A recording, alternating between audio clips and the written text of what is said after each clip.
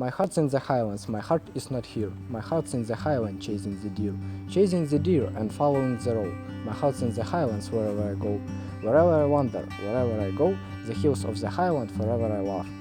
Such moving and lyrical words strike an emotional chord in the hearts of people who grew up among hills and beautiful green valleys. For the famous Scottish poet, the mountains of his native Scotland were extremely dear to his heart.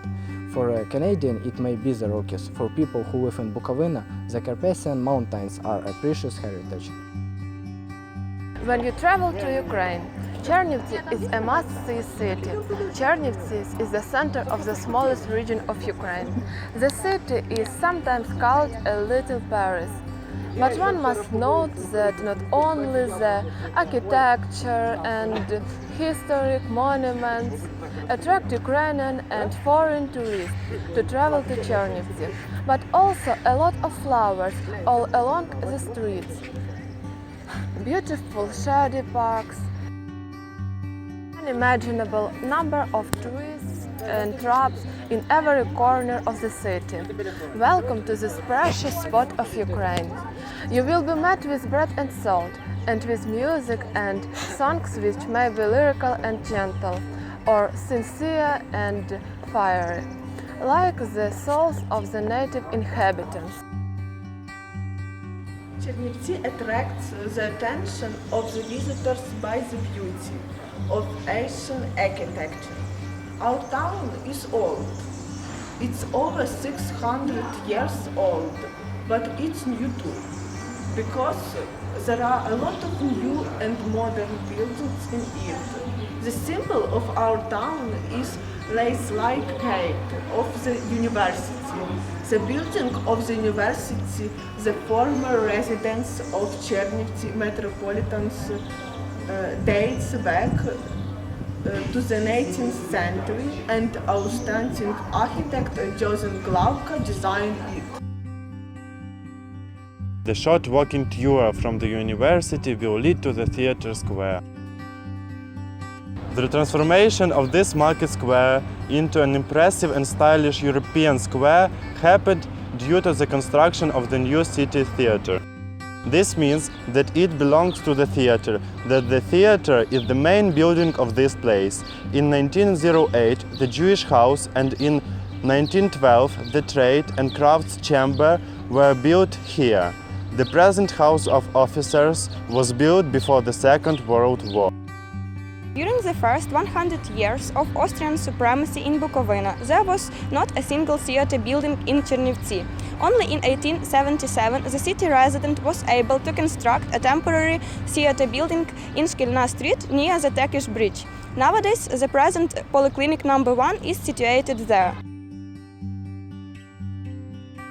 The new theater was officially opened on the 3rd of October 1905. There is a message for a future generation on its foundation, which says, "Let this theater be a veritable temple of a true art and the cultural center for people of all nationalities and religions, for all residents of the city. God help us." Theater Square is a harmonious architectural ensemble with a small public garden in the center. Silvery fir trees and colorful flowers beds with blooming roses create the perfect atmosphere for relaxation. And in the evening, the tourists are attracted by the Avenue of Stars dedicated to outstanding artists whose career began in Чернівці. I'd like to say some words about the Ukrainian legend Nazary Yeremchuk. He is really worthy of our praise. He reached the top level in different shows even while still quite young. Nazary Yeremchuk is worthy of admiration because his voice of tremendous power. He was known in great number of foreign countries.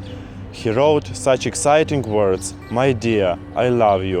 My only fault is that I loved Ukraine more." This is the star of Pavlo Dvorsky. I'm convinced that Pavlo Dvorsky is truly a people's actor. He came from the people. He was born in Kelmency into a family of a common worker. His parents brought him up honest, with modesty, dignity and a readiness to help.